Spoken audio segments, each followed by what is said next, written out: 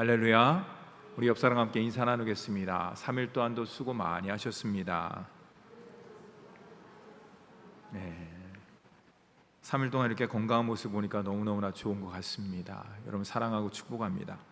지난 수요 설교를 정리하면 이렇습니다. 엘리사가 이제 하나님의 명령을 받은 엘리사가 수넴 여인에게 이제 하나님의 말씀, 신탁, 하나님 말씀을 전합니다. 7년 동안 이스라엘에 대기근이 있을 것이다.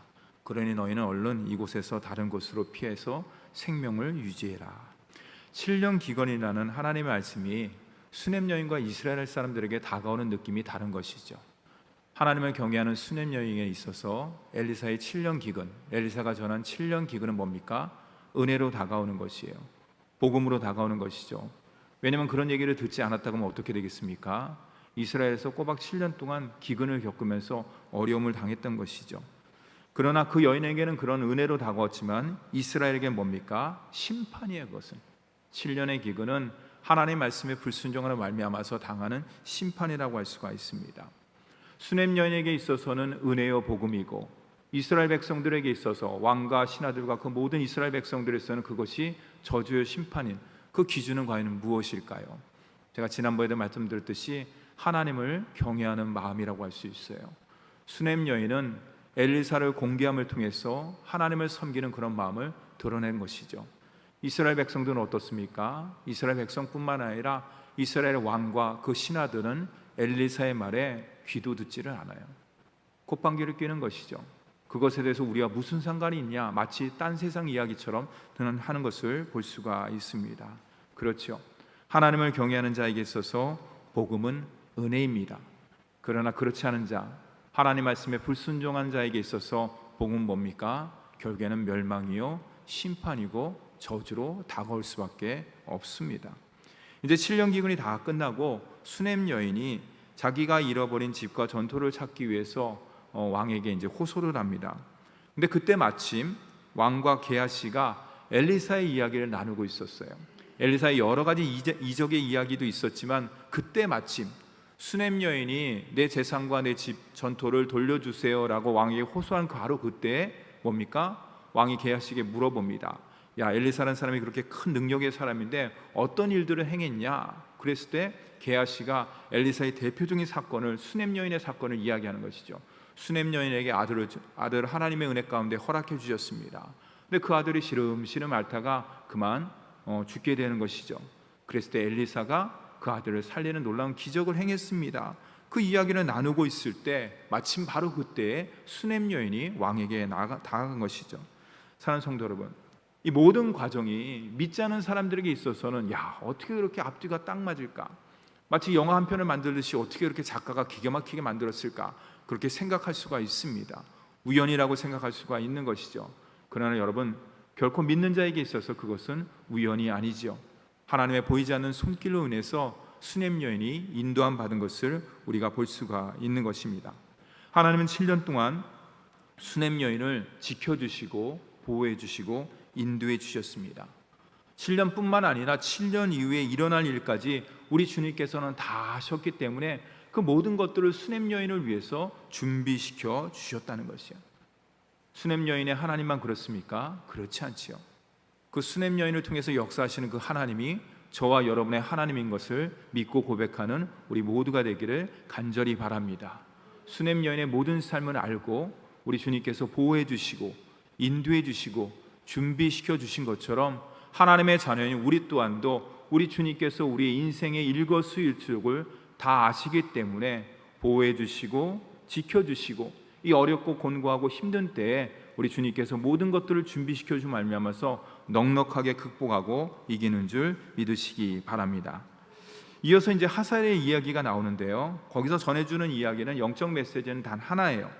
수넴 여인의 개인사뿐만 아니라 온 나라, 하사엘을 아람의 왕으로 세우라 그러지 않습니까? 베나다 대신에 엘리사를 통해서 온 나라 온 인류의 역사도 누구의 주권 아래 있다? 하나님의 주권 아래 있다는 것을 하사엘의 역사를 통해서, 하사엘이 왕이 됨을 통해서 그것을 전해주고 있는 것이죠.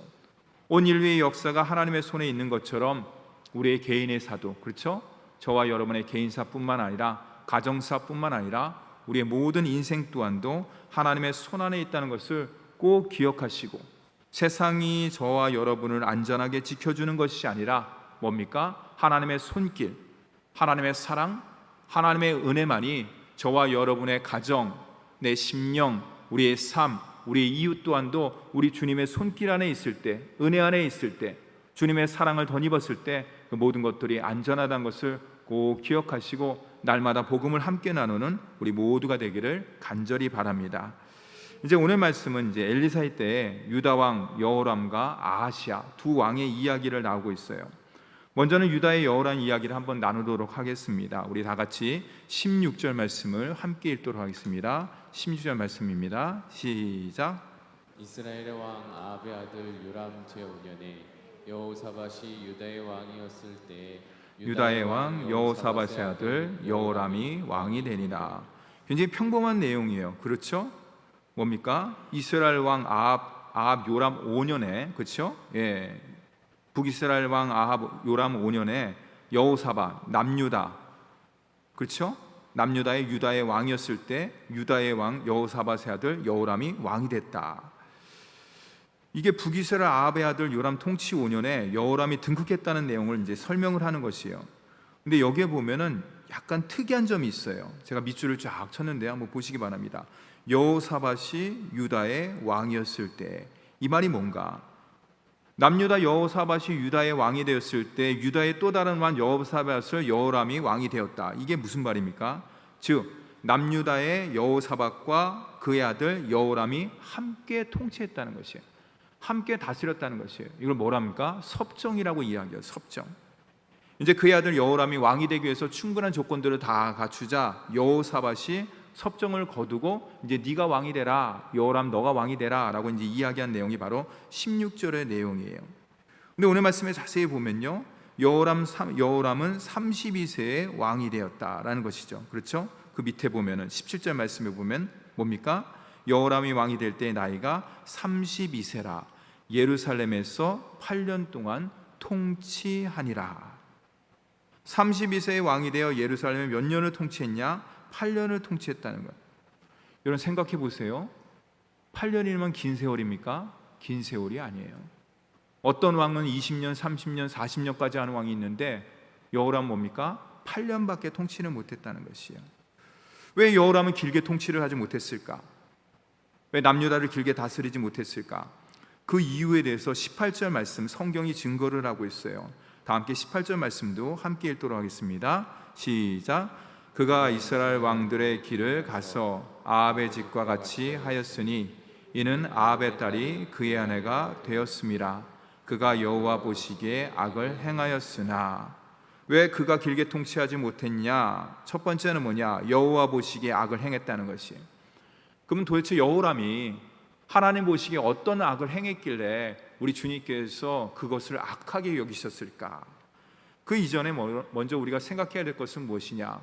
이전에는 여러분들 하나님께서 보시는 악의 기준이 있었어요. 그 기준이 뭐냐?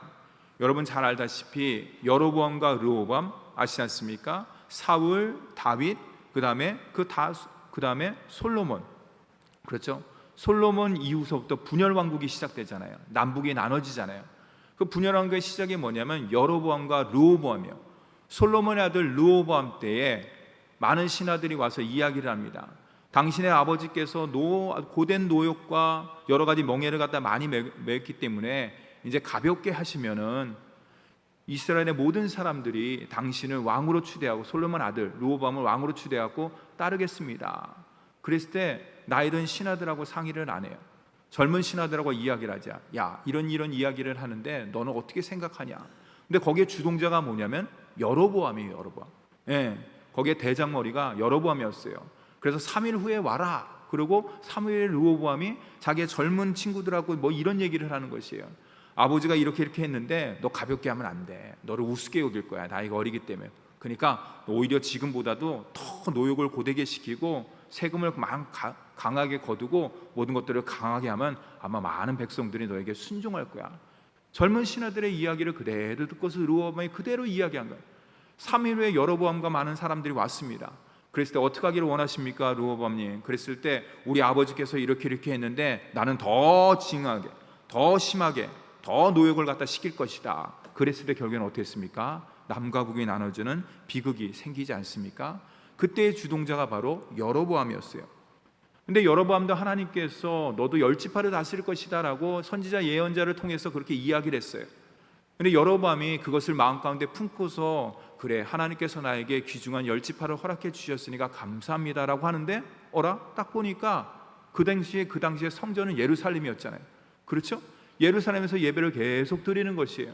10지파 사람들이 명절만 되면은, 절기만 되면 어떻습니까? 그 예루살렘을 계속 하는 것이에요. 남쪽으로 계속 내려가는 것이에요. 그래서 이러면 안 되겠다. 그래서 여로보암이 생각한 것이 뭐냐? 베델과 단에 금송아지를 세워요. 그것이 하나님 보시기에 가장 악한 모습이라고 할 수가 있어요. 내가 가슴이 찢어지도록 너에게 10지파를 맡겨줬는데 네가 우상 숭배를 해? 너는 악한 사람이다라고 하나님께서 그것을 치는 내용이 나중에 앞부분에 계속 나오고 있습니다. 그랬을 때 하나님께서 그 기준이 뭐냐?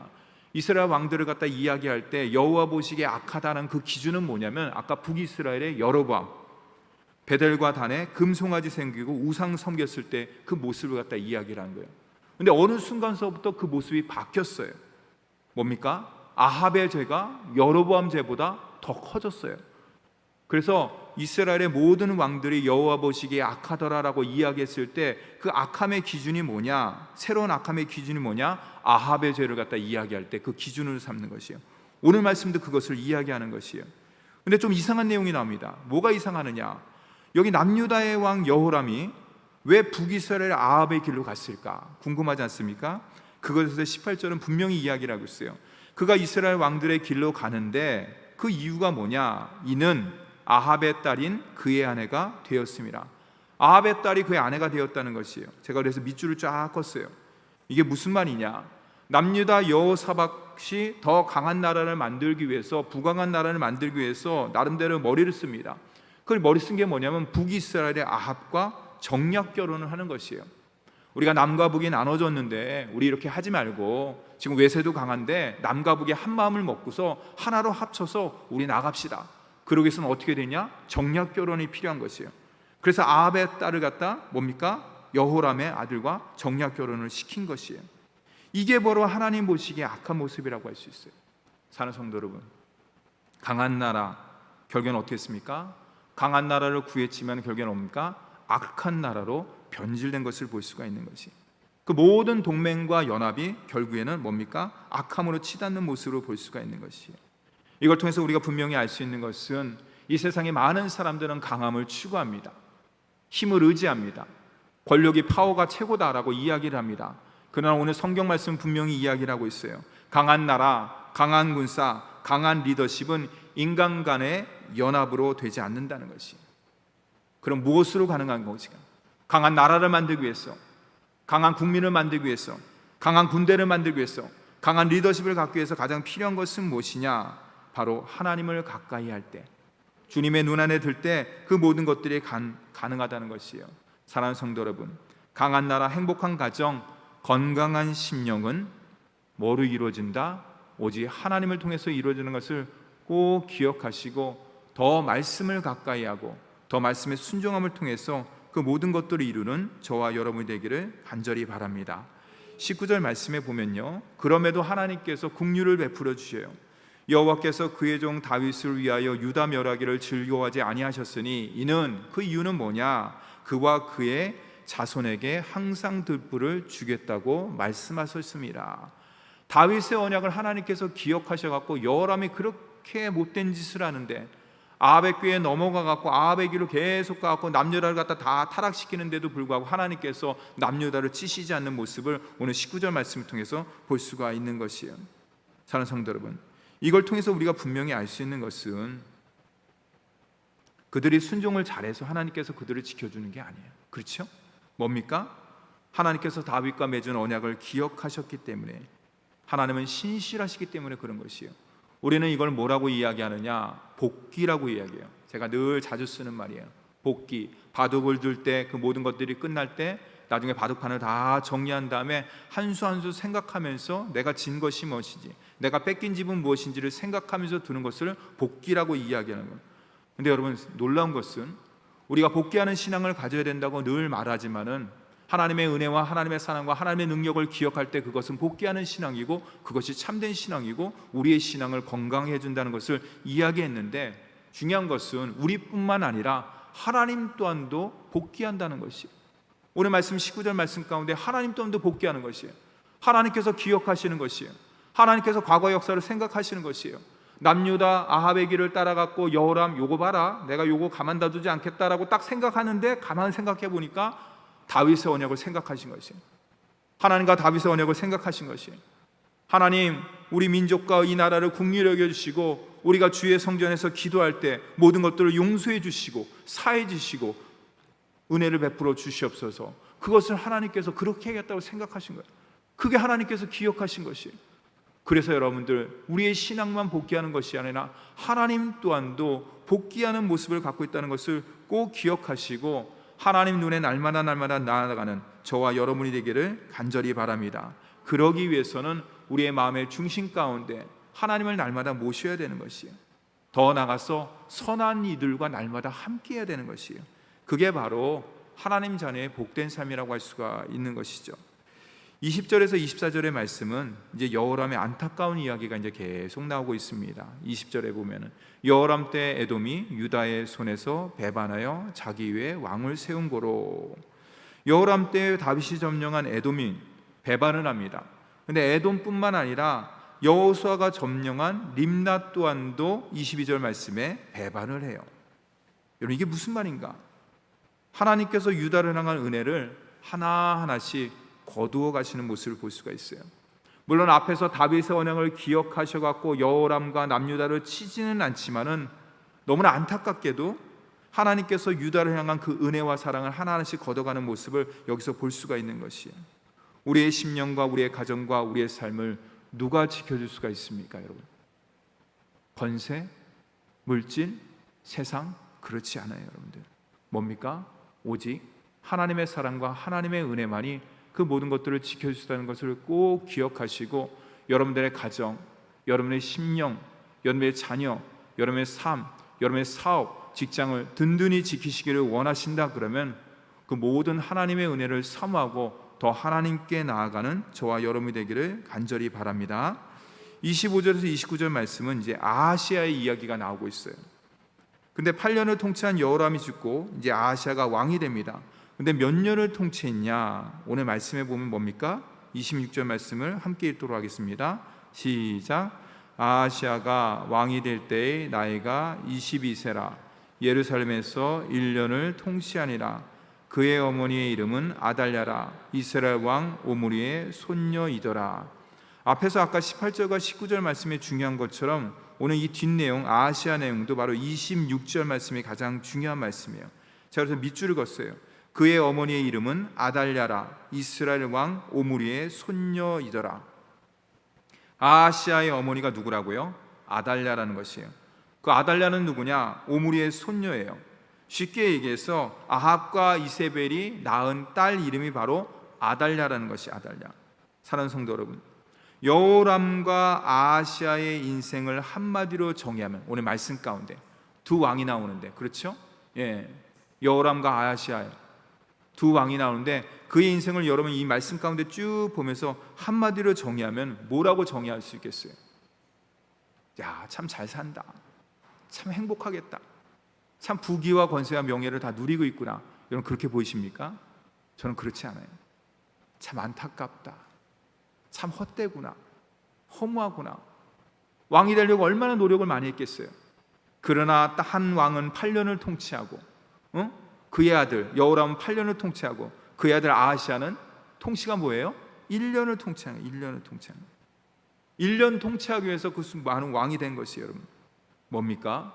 결국 삶의 종착지는 기쁨과 감사와 행복이 아니에요. 뭡니까? 저주와 심판과 멸망이에요. 왜 여호람과 아하시아가 그런 삶을 걸을 수밖에 없었을까? 여러분이 뭡니까? 바로 하나님 앞에 가까이 하지 않았기 때문에, 하나님을 중심에 두지 않았기 때문에, 하나님 말씀 따라서 삶을 살지 않았기 때문에 그 모든 것들이, 이런 모든 결과들이 나온 것이에요. 이 말씀이 오늘 우리에게 전해주는, 이 왕들이 오늘 우리에게 전해주는 귀한 메시지는 과연 무엇일까? 여러분, 우리의 역할과 사명은 무엇일까요? 우리의 책임은 무엇일까요? 하나님을 더 가까이 하는 것이에요. 근데 중요한 것은 무엇이냐? 하나님을 중심에 모시는 것이에요. 근데 중요한 건 무엇이냐? 나만 하나님을 가까이 하고 나만 하나님을 중심에 모시면은 그렇게 되면 안 돼요. 그렇게 되면 여호람과 아하시아와 같은 모습으로 나갈 수밖에 없는 것이에요. 어떻게 해야 되느냐? 가문, 가정, 자녀, 일가 친척들 다 하나님을 가까이 하고 하나님의 중심을 모실 수 있도록 저와 여러분이 하나님께서 그 모든 역할과 사명을 허락해 주신 줄 믿으시기 바랍니다. 여러분 먼저 믿었어요. 먼저 은혜를 받았어요. 누구라도 성령과 함께하는 사람이 여러분 줄 믿으시기 바랍니다. 그렇다 그러면 왜 나에게 은혜를 베풀어 주셨을까? 왜 많은 가족들 중에서 왜 나에게 이렇게 은혜를 베풀어 주시고 먼저 하나님을 알게 하여 주시옵시고 성령과 동행하는 귀한 삶을 나에게 허락해 주신 귀한 이유가 과연 무엇일까? 내가 일가 친척들보다, 우리 가족들보다 내가 머리가 뛰어나고 스펙이 뛰어나고 능력이 뛰어나고 지위가 높아서? 아니. 하나님께서 저와 여러분을 만세전에 한 사람 불러주시고 오늘 귀한 이 자리에 하나님의 말씀을 나누고 영적 귀한 메시지를 나눌 수 있는 가장 중요한 이유는, 불러주신 이유는 뭐냐? 나로 인하여 믿지 않는 가족들에게, 나로 말미암아서 우리의 모든 가문들이 믿음의 명문 가문으로 세우라는 것이에요. 근데 사실 그것은 결코 쉽지가 않습니다. 그렇기 때문에 어떻게 됩니까? 더 말씀 가운데 나가야 됩니다. 더 무릎을 꿇어야 되는 것이에요. 나 한 사람이라도 이 세상 가운데 흔들리지 않도록 영적인 메시지를 붙잡고 말씀에 순종하려고 몸부림치고 나아갈 때 그 모든 모습이 하나님의 때가 되면, 하나님의 복음의 시간이 되면은 내 입술을 통해서, 내 마음을 통해서, 내 삶을 통해서 그 모든 것들이 일가 친척들에게, 아니면 믿지 않는 남편들에게, 아니면 믿지 않는 가족들에게 하나님의 은혜의 메시지가 흘러 내려가는 줄 믿으시기 바랍니다. 내가 전도하고 내가 구원시키고 내가 일으키고 내가 우리 가문을 영적으로 일으키는 것은 너무나 버거워요. 우리 하나님께서는 그것을 다 요구하지 않으셔요. 왜냐하면 우리가 연약한 것을 알기 때문에, 우리가 지쳐 쓰러진 것을 알기 때문에 주님께서 원하시는 것은 나 한 사람만이라도 우리 가정 가운데 영적으로 바로 세우기를 원하시는, 나 한 사람이라도 하나님 중심, 말씀 중심, 예배 중심을 통해서 주님을 한 걸음 더 가까이 나가기를 우리 주님께서 원하시는 것이에요.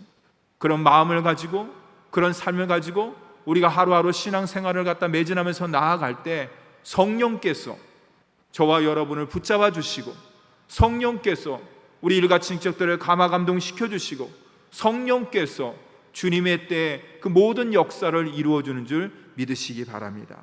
그럴 때 우리 귀한 가족들이 믿음의 가문으로 세워질 수가 있는 것이요, 믿음의 가문으로 나아갈 수가 있는 것이요.